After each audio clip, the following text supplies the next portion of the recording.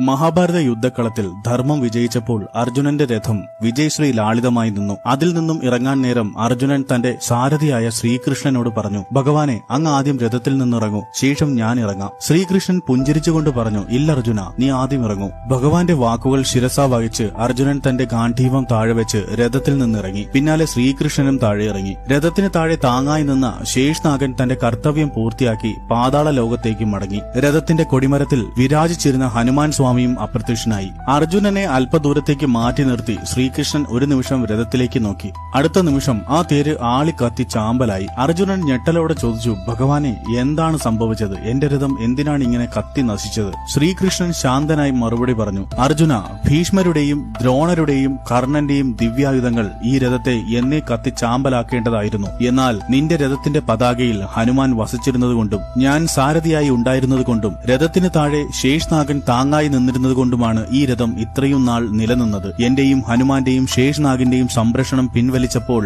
ആ രഥം അതിലേറ്റിരുന്ന പ്രഹരങ്ങളെ താങ്ങാനാകാതെ കത്തി നശിച്ചു.